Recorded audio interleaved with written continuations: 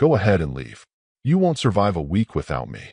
That line, flung across the kitchen like a knife, just hung there. Monica didn't scream it. She didn't cry. She said it with a smirk, with wine on her breath. With that smug tilt of her head she'd perfected over the years. Equal parts arrogance and boredom. The same look she used when she told her sister that Daniel used to be charming before he got so beige. Daniel stood on the other side of the island, still in his polo and khakis from the hardware store trip he never finished. He'd gone to pick up caulk and some replacement bulbs for the back patio lights she'd mentioned were out. And then she made that comment, offhand, in the living room. "You treat retirement like it's a job. You know nobody's grading you anymore, right?" He hadn't answered. He just finished putting the bulbs into the box like he was organizing evidence. Now, here in the kitchen, his kitchen, in the house he built with his own money, brick by brick, upgrade by upgrade, she was daring him to go, laughing like she was calling his bluff. "You think I don't see how you've been moping around since your precious business sold?" Poor Dan, nothing to do but organize screws and pretend he's still useful. He reached into his pocket, pulled out the keys, one for the front door, one for the truck, one for the safe. He placed them on the counter like a man laying down his weapons. Monica blinked. "Wait, seriously?" Still no answer. No eye roll. No sarcastic comeback. He just looked at her for a long second, like he was seeing a painting that once meant something to him, now cracked and faded from the years. And then he turned and walked out. No suitcase. No slam. "No, you'll regret this." He left the caulk on the table. The patio lights still needed fixing. She stood there for a moment, frozen, like she expected him to turn around and say something clever. But the door stayed shut. The silence stretched. She poured herself another glass of wine and muttered, "Drama queen." What she didn't know, what she couldn't have guessed in her wildest, wine-sogged fantasies, was that Daniel hadn't just walked out to cool off. He wasn't at the holiday and Googling couples therapy or sleeping in his truck like some sad country song. He was already gone. Not just physically, strategically.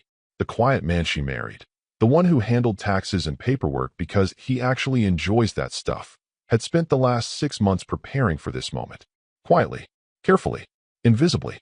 While Monica was scrolling through real estate listings for condos in Costa Rica and calling her dad to ask for another short-term loan for just a bit of breathing room, Daniel had been adjusting names on accounts, consolidating assets, refiling old paperwork from when he helped bail out her father's real estate firm during that quiet little downer 2 years ago. She called him paranoid for keeping paper copies, obsessive for tracking every damn cent like some old miser.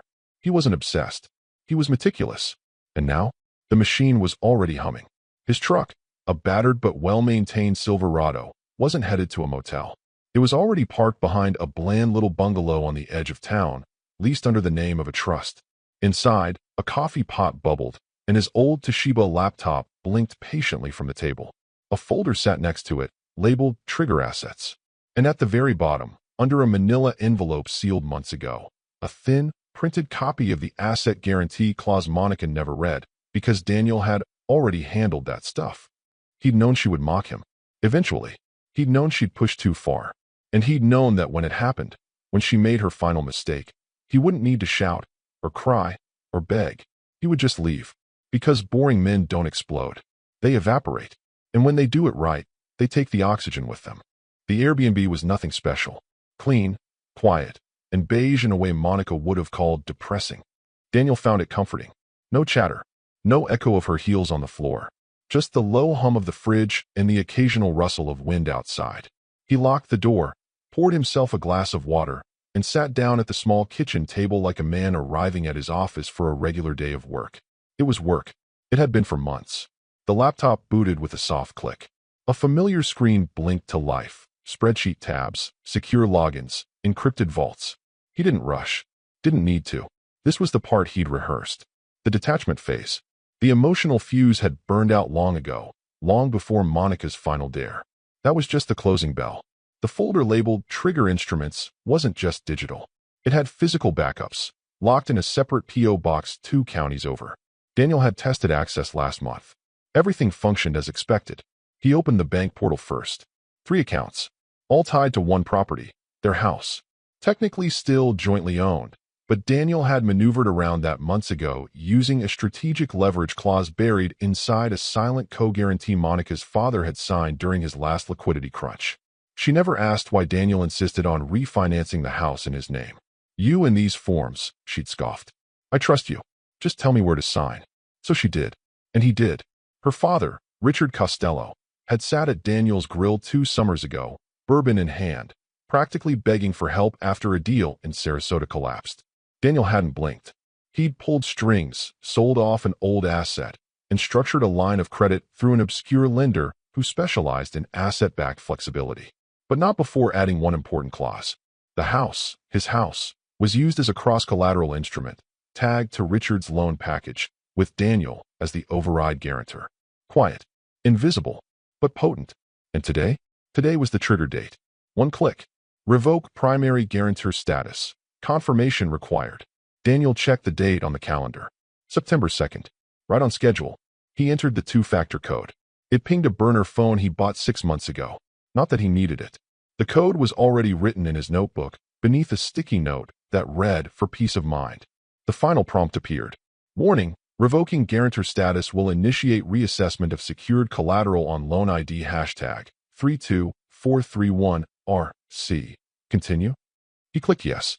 Another prompt. "This action will remove guarantor Daniel L. Jacobs from primary status and transfer liability responsibility to backup instrument. Residential property, Oakview Lane, per agreement addendum 4C. Yes, it was done. Just like that, the house was now exposed. No longer protected by Daniel's financial profile. It would be reclassified within the week, pending review by the lending institution. And Monica? She had no idea what a callable clause even was. To her, the house was just paid off. Just a place to post wine glass pics from. He opened the second folder, insurance revocation forms. Months ago, he had bundled the house's protection under a business rider tied to his consulting firm. That policy? Canceled last week. The state requirement would default to Monica's name. If she even noticed the renewal notice buried in the mail. If she didn't, that was on her. Next tab, the LLC. Back in March, Daniel had quietly created a shell entity called Midsummer Vessel Holdings, with himself listed as an anonymous executive trustee. Its purpose? Holding the remaining funds from the asset sale. Untouchable. Non-marital. Post-nuptial asset designation. He'd filed everything with a smirk, imagining Monica calling it weird prepper nonsense if she'd found the paperwork. She didn't. She was too busy scrolling through Instagram, captioning beach shots with manifesting luxury, while the walls around her were, financially speaking, already being hollowed out. He moved to the last step. The file labeled MC_revocation.pdf. Monica Costello Jacobs. Spousal cosigner. Revocation of financial authority. Formally stripped of access to all joint holdings as of 10:47 p.m. tonight. He opened the document. Read the last line. This action is irrevocable unless rescinded by the primary party with unanimous consent of the asset holding board. Daniel smiled faintly. He was the board. He signed the digital form, dated it, uploaded it. Then he leaned back, closed the laptop, and sipped his now lukewarm water. No fireworks. No dramatic music. Just soft silence. The kind of silence men like him work for decades to afford. Monica had dared him to leave. She never asked what he'd take with him. The answer? Everything she didn't know he was holding. Monica woke up at 7:32 a.m. to the annoying buzz of her Apple Watch reminding her to hydrate. She swatted at it, rolled over, and blinked at the empty pillow beside her. Cool to the touch. She stretched lazily, pulled the covers tighter, and smiled to herself. She assumed he was probably sulking in the garage again, pretending to reorganize tools no one had touched since Obama's second term. Maybe he went on one of his walks around the lake. That's what boring men do, right? They stew quietly and come back when they're ready to apologize for being too sensitive. It wasn't until 9:13 a.m. that she checked her phone. No text. No missed calls. Odd, considering Daniel usually sent a good morning message or some dry note about the sprinklers acting up. He had this pathetic little ritual of checking the irrigation schedule every morning like it was a nuclear launch code. She rolled her eyes and opened his contact, thumb hovering over the call button. Instead, she went into the kitchen, popped a bagel into the toaster oven, and turned on the news. Something about a strike, something about interest rates, something about a billionaire with a rocket fetish. Whatever. She ate in silence. It felt weird. By 11:02, she was annoyed. She called him. Straight to voicemail. "Hey, it's me," she said, a little sing-song in her voice, the way she always sounded when she thought he was being dramatic. "You win, okay? Come back. The house feels like a tomb. She didn't say, I miss you. She didn't mean it. She expected him to call back, to shuffle in sheepishly by 2 p.m. with a grocery bag and a passive-aggressive comment about her leaving dishes in the sink. By noon, she called again. Still voicemail. Now it was beginning to itch. She went to his office in the den. The door was ajar. Desk clear. Laptop gone. The charger unplugged. The bottom drawer, the one he always told her not to mess with because of sensitive files, was empty. She opened the closet. His winter coat was still there, but his old army duffel bag? Gone. She called his work line out of habit. We're sorry, the number you have dialed has been disconnected or is no longer in service. She laughed out loud. Really? Dramatic much? She tossed her phone onto the couch and muttered, he'll be back. By 3:45 p.m., she had called him 4 more times. Left 2 voicemails. Texted him something halfway between flirtation and accusation. So you're really doing this, huh? Running away? Still nothing. At 5:12 p.m., she made a martini, extra dirty, and poured half of it into her mouth before pacing toward the bedroom. She threw open his side of the closet. Shirt still hanging. Shoes still lined up. But the small wooden box where he kept old IDs, cash, and what he called his just-in-case kit? Gone. She sat down. Looked at the wall. This wasn't like him. Daniel didn't do chaos. He didn't do silence. At 6:03 p.m., she finally caved and texted her father. Have you heard from Daniel? No reply. At 6:17 p.m., she called. No answer. At 6:24 p.m., he called her back. His voice was clipped. Dry. Like he was talking to a tenant who hadn't paid rent. Call me. Now. That was it. No hello. No concern. No sweetheart. Just 3 words. She blinked at the screen. Reread it 5 times. Her stomach began to twist. Not with guilt. Monica didn't believe in guilt, but with something darker. Something unfamiliar. Something off-script. She called him. He answered immediately. Dad, what's going on? What the hell did you say to Daniel? She froze. What? You heard me. What did you say to him last night? She hesitated, suddenly unsure of her tone. I told him to leave. It wasn't. He's always taking things so. Jesus, Monica, her father exhaled. I just got off the phone with Regents. The bank. Your husband's name has been pulled from the override agreement. Do you understand what that means? I know. What does that? The house. The accounts. My firm. Daniel wasn't just a co-signer, Monica. He was the guarantor. He was the stabilizer. What are you talking about? Her voice pitched up, high and small. The bank said everything is being reassessed. All instruments tied to him are under immediate review. The covenant waivers are void. Monica, the cross-collateral clause is live. She stared at her own reflection in the black TV screen across the room, wine glass in hand. You need to fix this, her father said. I didn't know he could do that. There was a pause. Then her father said, flatly, he was always quiet. Monica, that didn't mean he was weak. You pushed a man who never made noise into silence. And now silence is all you're going to get. The line went dead. And for the first time that day, Monica realized she wasn't playing house anymore. She was sitting in the wreckage of one. The second call from her father came at 7:31 p.m. This time, no pleasantries, no lectures, no breathing space. Monica, are you sitting down? She rolled her eyes, cradling the phone between her shoulder and cheek while stirring her second martini with the olive stick. Jesus, Dad, calm down. What did Daniel ghost you to? Must be some male menopause thing. There was a pause. A dangerous one. Listen carefully. Daniel used the house, your house, as cross-collateral. For my entire commercial portfolio. Do you even know what that means? Monica's fingers tightened around the glass. What? No. I thought he. What do you mean use the house? It's paid off. I just updated the backsplash last month. This is... Monica. Her father's voice dropped to a growl. Without Daniel's override, the bank has the right to reclassify the note. That means every single line of credit tied to that collateral is now being reviewed as unsecured. Do you know what that does to our ratios? No, she said flatly. I don't speak bank panic. I'm not one of your analysts. You're about to become one, he snapped. Because Regions just froze 3 accounts. 3. I got the notice 15 minutes ago. They cited guarantor status alteration without substitution. Daniel revoked his override clause. He's not just gone. Monica, he's untethered himself. And now I'm exposed. She opened her mouth, but said nothing. The olive slipped off the toothpick and sank to the bottom of her glass. I told you to respect him, her father hissed. I told you to stop treating him like a damn side character in your life. But you just had to keep poking him, didn't you? And now you've set fire to the only man who was holding the umbrella over this entire damn family. I didn't know he was tied to your firm. Oh, for God's sake, he bellowed. He was the silent backstop, the one who got us through the Sarasota shortfall, who kept us in compliance during COVID when everyone else was folding. You think I asked you to marry him just because he brought his own tools and liked grilling on Sundays? Monica blinked. What are you saying? I'm saying that your husband, ex-husband, apparently, was the keystone holding up a very expensive arch. And you just kicked it out because you thought you were being clever. There was a pause. Her chest was tight. I didn't think he'd actually leave. Her father exhaled hard through his nose. You didn't think because you've never had to. Daniel did the thinking. Daniel did the math. Daniel protected you. She sat down on the edge of the couch, still holding the phone, glass forgotten on the carpet. Her voice was quieter now. So what happens now?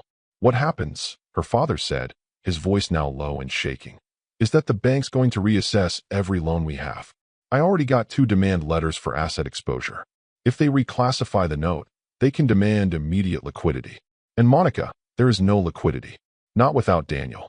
She was sweating now, but the room wasn't hot. So call them, she said quickly. Explain that it's a misunderstanding, that he's just throwing a fit. They already pulled up the documents. Monica, he filed them 2 weeks ago. This was planned. He had contingency declarations logged with the registrar's office. There's a paper trail, dated, notarized, logged. He's not throwing a fit. He's executing a decision. She stood now, panic flickering into her chest like static. But why wouldn't he tell me? Because you told him he was nothing. Because you said he couldn't survive without you. And he decided to prove that you were wrong in the only way that mattered, financially, structurally, irrevocably. Her legs were moving before she realized it. Toward the den, toward the drawer she hadn't opened in years, where he kept files, folders, contracts. Gone. Of course they were. She stumbled back into the living room. What do I do? She whispered. There was a long silence on the other end. Then, you pray that man isn't as ruthless as you thought he was. Because if he is, we're not just looking at a reassessment. We're looking at foreclosure, audit, reputation loss. But it was just a comment, she muttered, more to herself than him. It was just one stupid argument. No, her father interrupted. It wasn't. It was a trigger, and you gave him the reason he needed to pull it. The line went dead again. Monica sat there in the too quiet living room, her phone slipping from her hand, her mind racing not with grief or anger, but raw, growing dread. She had poked a man who never raised his voice. And now his silence was dismantling everything around her, one clause at a time. The call came just past 9 the next morning, while Monica was still in her robe, staring at the edge of her bathroom sink like it had personally offended her. She hadn't slept. She'd spent most of the night pacing between her closet and the front door, waiting for Daniel to show up. Or at least call. Explain. Apologize. Nothing.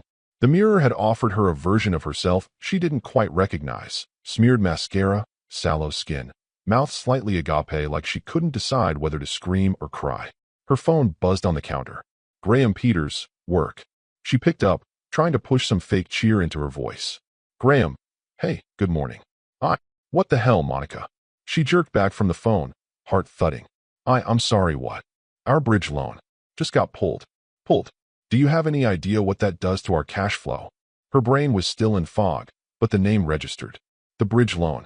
The one the firm secured 3 months ago to smooth over that shaky acquisition. She blinked. I don't understand. Why are you calling me about that? You don't understand? Graham sounded like he was pacing. Or breaking things. You don't understand? Monica, I personally vouch for you.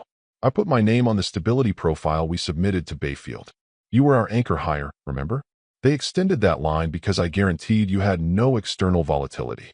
And guess what showed up in the goddamn review audit this morning? She gripped the counter. Graham, what are you talking about? Why does that have anything to do with? Daniel Jacobs, he roared. Your husband. The man who quietly co-signed the secondary guarantee behind our capital reserve clause. Don't play dumb with me, Monica. You used him. She flinched. What do you mean I used him? Oh, come on. Graham barked.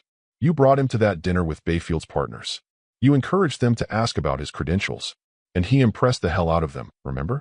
You told me to let him help shape the risk mitigation strategy. She remembered the dinner. Sort of. Wine had flowed. Graham had bragged about their new momentum. She'd nudged Daniel to speak when the conversation turned to market resilience. He'd made some dry joke about asset reallocation, and the old money guys had loved him. She thought she was scoring points. That was months ago. I didn't know he actually, she started. Graham cut her off. He co-signed the damn security guarantee. Quietly. Like everything else he did. And now Bayfield ran a secondary check because of the Costello firm news. Oh yeah, your dad is making headlines. And guess what? Daniel's entire profile is scrubbed. Gone. Assets sealed. Trust shielded. Debt reassigned. They revoked the loan. Monica. Effective immediately. Her mouth opened and closed. Graham, I swear I didn't. They already froze the queue for disbursement. And without that, we miss payroll by the 18th. You want to explain to 72 employees why their paychecks bounce? She backed into the wall. This isn't my fault. You think Bayfield cares about that? He snapped. You think reputational risk is about blame? You were supposed to be our grown-up in the room. The stable exec. Married to the man with enough quiet money to keep the floor from collapsing. Silence. Where is he? Graham demanded. I don't know. You don't know? I told him to leave, she whispered. Graham laughed. A dry, stunned laugh with no humor. Well, congrats, he said. He did. And he took the goddamn scaffolding with him. Click. The call ended. Monica stood there, breath ragged, heart trying to claw its way out of her chest. Her head buzzed with fragments. Stability profile. Co-signature. Trust-shielded assets. Missed payroll.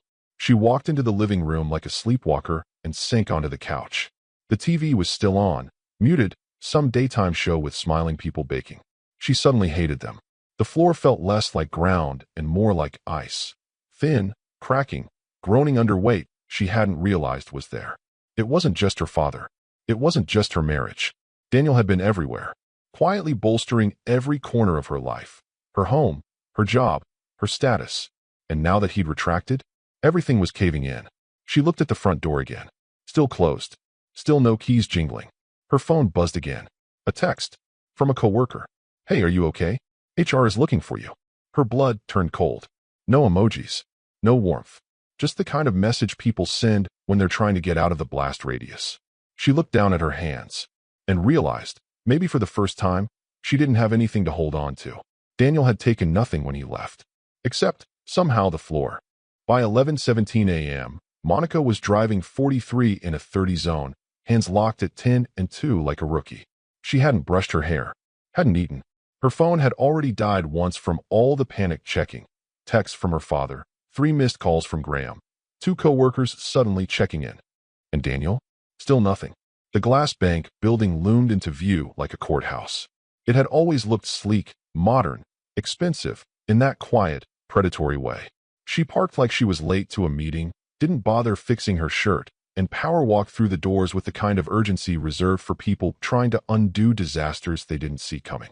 At the teller desk, she dropped her ID on the marble surface and whispered, I need to speak to someone in private. Urgently. The woman behind the counter, mid-30s with impeccable eyeliner and a professionally cautious smile, looked at the screen, then at Monica. Name. Monica Costello Jacobs. A flicker. That subtle change in facial tension when a stranger recognizes your name. Not because you're famous, but because you're flagged. One moment. 5 minutes later, a man in a tailored gray suit escorted her into a glass-walled office and gently closed the door. Ms. Costello Jacobs, I'm Alan Mercer. Relationship Management. How can I help today? She sat too quickly, nearly missing the chair. My husband, she said. Daniel Jacobs. I need to see our accounts. I think there's been a misunderstanding. Mercer opened a sleek laptop, typed a few things, then paused. Would you like me to go over all associated accounts, or just the joint ones? All of it. Everything. He nodded, clicked a few more times. Then another pause. Longer. Ms. Jacobs, I'm seeing here that several accounts tied to Mr. Jacobs were transferred out of our institution entirely as of last week. The remaining accounts were closed this morning. What? She said, voice cracking for the first time. Additionally, there was a revocation notice filed against the joint mortgage last night at 11:12 p.m. She shook her head. No, that can't. What does that even mean? It means the mortgage is no longer shielded by Mr. Jacobs' guarantor override. The property has now been reclassified as a callable instrument, which, under the terms of the original loan agreement from 2020, allows the lending entity to request full repayment upon significant profile change or elevated exposure risk. She blinked, the words washing over her like foreign language.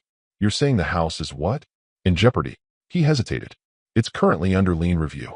We've received a conditional flag for reassessment. That includes its use as cross-collateral, which was detailed in the addendum to your husband's commercial instruments. No, no, she said, shaking her head like a child refusing bad news. The house is paid off. We finished payments last year. There's no mortgage. There's no traditional mortgage, Mercer corrected gently. But the property was leveraged as a debt instrument. A silent one, filed through a separate entity. It was protected by your husband's assets, until he withdrew them. She stood up. There has to be a mistake. I didn't authorize this. I didn't even know. He handed her a printout. It was a scanned document. Daniel's signature. Clear. Legal. Dated. And above it, revocation of spousal guarantee. Effective immediately. The rest of the paper might as well have been blank. She sank back down. Mercer cleared his throat softly. Do you have access to Mr. Jacobs' new financial advisors or representatives? If this was a misunderstanding. It's not, she whispered. He paused again. Well, he said slowly, I recommend contacting your attorney. There may be ways to renegotiate if the property is transferred into a neutral holding entity. She didn't answer. Her phone vibrated on the table. New email. From notifications@regions.com. Subject. Lien evaluation, residential asset, Oakview Lane. She opened it with shaking fingers. As part of ongoing financial restructuring due to guarantor change, the residential property located at 431 Oakview Lane is now under conditional lien review pending asset stability assessment. At the bottom of the message, a note in red. This action is automated and irreversible. She stared at it. The email. The paper in her hand. The man across from her. The glass office. The world outside moving on without her. Daniel had timed it all. The transfer. The revocation. The notices. Even the goddamn email. She stood up without saying anything and walked out, her heels echoing across the marble floor. Past the front desk. Past the smiling security guard who nodded at her like nothing had happened. In the parking lot, she leaned against her car and let out a slow, bitter laugh. The kind that turns into a sob halfway through and then stops, like it's not worth the energy. She pulled out her phone, tapped Daniel's name again. Call failed. She didn't leave a message. What could she even say? That she mocked a man who'd been holding the walls up without her ever noticing? That she laughed in the house he was using to shield her from the storm? That now, thanks to a few signatures and an unshakable silence, she was no longer the woman who had a life. She was the woman standing outside it, watching the windows go dark. The steakhouse wasn't fancy. It didn't need to be. Daniel had chosen it carefully, tucked between a shuttered antique shop and a dentist's office in a strip mall that hadn't been remodeled since the early 90s. But the food was consistent, the lighting dim, and, most importantly, the staff knew how to mind their business. He sat at the corner booth, the leather creaking slightly under his weight, sipping an old-fashioned with a single cube of ice melting slowly in the glass. Across from him, his sister Karen was laughing softly at a story her husband Brian was telling. Something about the time Daniel had mistakenly installed a ceiling fan backward and blamed rotational turbulence. It was a lie, of course, but Daniel didn't correct him. He didn't need to. The story wasn't for accuracy. It was for warmth. The fourth seat was filled by Martin Lee, an old friend from the contracting days. Vietnam vet. Smart eyes. A quiet man, even more than Daniel, if that were possible. He'd seen the worst in people and never forgot it. When Daniel called him 3 weeks ago and asked if he still had that spare cabin up in Fox Hollow, Martin said, "You still drink scotch?"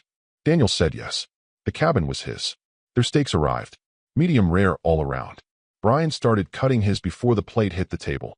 Karen raised her glass. To new starts. Daniel nodded. No smile, but his eyes softened. He raised his glass, clinked it with hers, and took a slow sip. His phone buzzed on the table. He ignored it. Buzzed again. And again. Karen glanced at the screen, which lit up briefly. Monica, mobile. It buzzed again. Richard C. mobile. Then Graham Peters, work. Then back to Monica. I take it she figured it out, Karen said quietly, slicing her steak with surgical precision. Daniel didn't respond right away. He looked down at his plate like it was a chessboard he'd already won. She's not calling to apologize, he said finally. She's calling because her world's shrinking, and she thinks I'm the emergency exit. Brian leaned back in his seat, chewing, then said, "You're not picking up?" Daniel didn't even look at the phone. "No," he said simply. The time to speak was before she weaponized condescension. The phone buzzed again. Same names. Same loop. He reached out, tapped the power button, and silenced it. The device went dark, face down on the table. There was a long pause. Martin finally spoke, his voice low and steady. "You sure you're all right, Dan?" Daniel leaned back, glass in hand. He didn't look like a man who had just torched 3 people's financial lives, a corporate bridge loan, and a real estate legacy. He looked like a man who had finally taken off a too-tight shirt he'd worn for 30 years. "I feel like I just stepped out of a soundproof box," he said. "Like I forgot what it felt like to not be edited." Karen watched him for a long second. "You were always too quiet for her. That wasn't your weakness. That was your strength." He nodded once. "She said I wouldn't last a week without her," he murmured, almost to himself. Another long silence. Then he lifted his glass again, this time higher. "To silence," he said clearly. "The only answer some people ever deserve." They clinked glasses. No dramatic music. No gloating. No long rants about betrayal. Just cutlery against porcelain, the hum of conversation from nearby booths, and the occasional sizzle from the kitchen. Daniel ate slowly, deliberately, savoring the piece like it was the main course. He didn't talk much. Never did. But he was listening. Really listening, for the first time in years. And the absence of Monica's voice? That was the cleanest sound he'd ever heard. The email came while she was sitting in the HR holding room, her blazer clinging to her back with nervous sweat, her jaw clenched so tightly her molars ached. The fluorescent lights overhead buzzed just enough to keep her on edge. She stared at the blank walls, the frosted glass door, the untouched bottle of complimentary water on the table. She hadn't been in this room before. It was where they brought people who weren't quite fired, but weren't quite welcome anymore, either. The last 48 hours had been a blur of fallout. Her father's voice had turned from anger to dread to silence. He wasn't yelling anymore. He was whispering into lawyers' ears. Compliance flags had been raised after the bank pulled Daniel's guarantor override. Suddenly, the firm's liquidity narrative was under scrutiny by regional regulators. There were whispers about asset misclassification, exposure violations. Words like fraud by omission floated in hallways. Graham, her boss, hadn't spoken to her since that explosive call. But she'd seen the staff Slack messages, people panicking about missed paychecks, rumors spreading that Bayfield was pulling other lines. Morale, already brittle, had snapped. 2 engineers walked out mid-sprint. HR reps started rescheduling wellness reviews with senior staff. And Monica? Monica had gone from strategic director of operations to risk factor. It didn't come as a firing. No, that would have been too loud. It came as a soft tap on the shoulder from the HR coordinator that morning, asking if she had 10 minutes for a quick sync. No explanation. Just vague nods and tight smiles from the team as she gathered her things. By the time she was brought upstairs and asked to wait in this room, her badge had already been deactivated. Her phone buzzed again. She didn't look right away. She'd been fielding nonstop noise. Calls from her father's lawyers, voicemails from her now former financial advisor, a pathetic stream of texts from people who once begged her for lunches now saying things like, "Hope everything's okay." It buzzed again. She sighed, picked it up, and checked the screen. It was a forwarded email. No sender name. No message. Just a subject line. Accountability at last. Her stomach clenched. She opened it. Inside was a screenshot of an internal memo, leaked, judging by the strictly confidential watermark stamped diagonally across the page. It was from Bayfield Capital's internal risk audit team. A few sentences jumped out in bold. Following the unanticipated revocation of the co-guarantee on instrument number 781 CCX, our exposure model has been materially impacted. The inclusion of non-verified guarantor entities and reliance on verbal reputational endorsements is now considered a breach of due diligence protocol. And then, her name. This includes the verified use of Monica Costello-Jacobs as a bridge profile asset without disclosing the nature of the personal relationship between the signatories. She felt the blood leave her face. They were painting her as the liability, the one who let Daniel's name get involved, without proper disclosure. Her proximity to the guarantor had become a risk factor in itself. She scrolled to the bottom of the email. There, in plain font. Corrective actions recommended. Removal of departmental authority pending review. So it was official. The HR meeting wasn't a check-in. It was to offload her. Outside the office door, she heard muffled voices. 2 women, maybe more. One said her name. Then laughter. Quiet, disbelieving laughter. She used to command that kind of whisper. But it was different now. The tone had shifted. Not admiration. Not envy. Dismissal. She looked back at her phone. The forwarded email had no header. No visible sender. But she knew who it was from. Daniel didn't need to sign it. He never said more than necessary. The message was clear. The woman who once rolled her eyes when he checked sprinklers and paid bills early was now sitting in a corporate purgatory, stripped of power, reputation crumbling like drywall behind cheap paint. Everything was unraveling. And Daniel? He hadn't raised his voice. He'd just quietly turned off the lights. One circuit at a time. The package was small. No return address. Brown craft paper, sealed with an ordinary strip of clear tape. It was waiting on her desk when she returned from the HR transition meeting. The kind where no one says fired, but everyone avoids eye contact and hands you a manila folder with your benefits and a half-hearted best of luck. Her desk had already been half-emptied. Someone, maybe facilities, maybe HR, had packed her belongings into a generic cardboard box. Her framed quote about leadership was tilted sideways, like even it had given up on her. The office plants were gone. Just the nameplate sat there, Monica C. Jacobs, Strategic Operations Director. It looked like a gravestone. She stared at the package. For a second, she wondered if it was from her father. Maybe one of his lawyers. Some half-hearted gesture to show they were still unified, still family.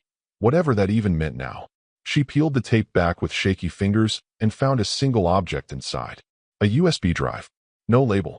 Just a black plastic rectangle tucked in a folded note that read, in plain typed font, "You should see what silence looks like." No signature. No sender. But she didn't need one. Her heart ticked faster.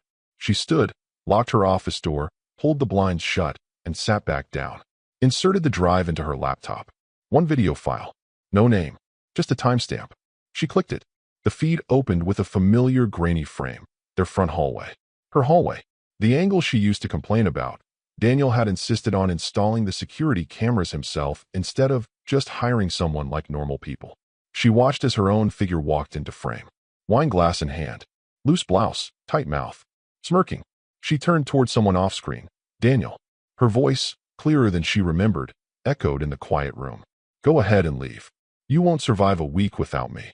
The tone dripped with scorn. Not anger. Not hurt. Just pure dismissal. On-screen, Monica waved a hand dramatically. "You're nothing without me, Daniel. You just exist. You don't live." Then, silence. Daniel entered the frame. Still. Calm. Not slouched. Not broken. Just watching her. Like someone reading a book they've already finished. Then he reached into his pocket, took out his keys, placed them gently on the counter, and walked out of frame. No words. No reaction. Just the click of the door closing softly behind him. She stared at the screen, transfixed. Her own face frozen in mid-smirk. The cruel final image of someone who thought they were in control. Then, the footage faded to black. A new frame appeared. It was a scan. A document. Her eyes narrowed. The top line read, "Loan Agreement Modification, Addendum 4C. Below it, 2 signatures. Daniel L. Jacobs. And beneath his, a banker's countersignature. Date signed, 2 weeks before that night. There, in fine print, the clause lit up like a burn. In the event of revocation of marital cohabitation or verified dissolution trigger, collateral reassignment shall proceed at sole discretion of guarantor." She blinked. He had already signed it. Before the fight. Before the dare. Before the mockery. He hadn't reacted to her words that night because they didn't matter anymore. She wasn't the cause of his exit. She was the final confirmation. The file ended there. No music. No fade out. Just a frozen image of her face. Mouth still half open from delivering the line that would echo in her head for years. "Go ahead and leave. You're nothing without me." And then silence. Real, absolute silence. Not just from the room. From the inbox, now dry. From the phone, which no longer lit up. From the people at work, who now barely made eye contact as they walked past her desk. From her father, who hadn't spoken in 2 days. Not since regulators started asking for documents she couldn't access. From Daniel. Especially from Daniel. She sat motionless, staring at the dark screen. Not crying. Not yelling. Just understanding. That silence wasn't the absence of noise. It was a verdict. And she had delivered the closing argument against herself. The gravel cracked beneath her heels as she stepped out of her father's car, still wearing the same blazer from 2 days ago, wrinkled now, with coffee stains on the cuff. Her hair was tied back in the kind of lazy, last-ditch bun you wear when you've stopped pretending to care. The sun was too bright for her throbbing head, and the weight of everything, job gone, accounts frozen, name tainted, pressed into her skull like a vice. She was back at her childhood home, not by choice. Her father had offered, reluctantly, sternly, after realizing she had nowhere else to go. Her access to the Oak View property had been formally restricted that morning, following the lien confirmation. The gate code had been changed. Her name removed from the HOA registry, like she never lived there. It was surreal and humiliating. The front lawn was dry, the sprinkler timer probably dead. The porch light was still on, even though it was morning. A courier stood by the front door, clipboard in hand, glancing at his watch. Monica Costello-Jacobs? Her name sounded foreign now, like a misprint. She nodded. He handed her a pen. Signature, please. She signed without asking. Her hand trembled slightly. The man handed her a large white envelope, nodded curtly, and walked back to the van, which pulled off before she even had the flap open. She ripped it clean and unfolded the papers inside. Several pages. Bold lettering. Legal format. Her eyes caught the header line. Notice of foreclosure, intent to seize asset, for 31 Oak View Lane. She stopped breathing.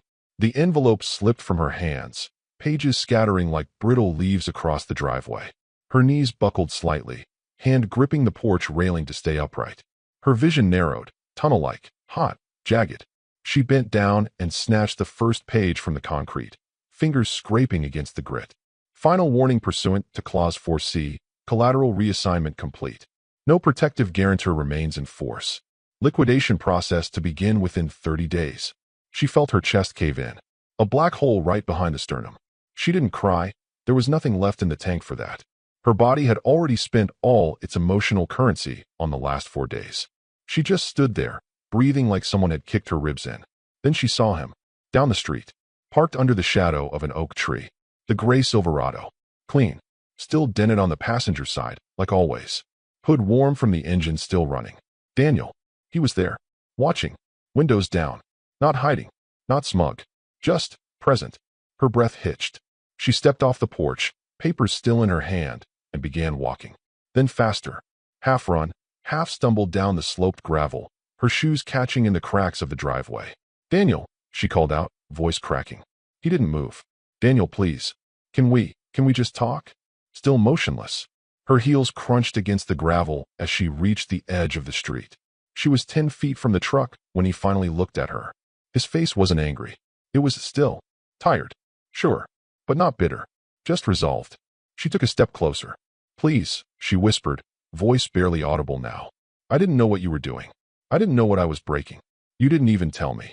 He blinked slowly, then reached for something. The power window switch. The window slid up.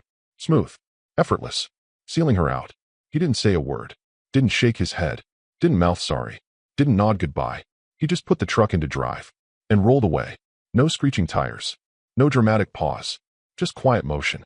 She stood there in the middle of the road, holding a foreclosure notice in one hand, her phone in the other, screen black, still no response. The wind picked up slightly. Pages fluttered behind her. And Monica Costello-Jacobs, once the woman who laughed in the face of silence, who mocked the man who held everything together with patience and paperwork, was now just another person left standing on the shoulder of a life that no longer wanted her. He didn't scream. He didn't destroy. He simply removed himself and took the foundation with him.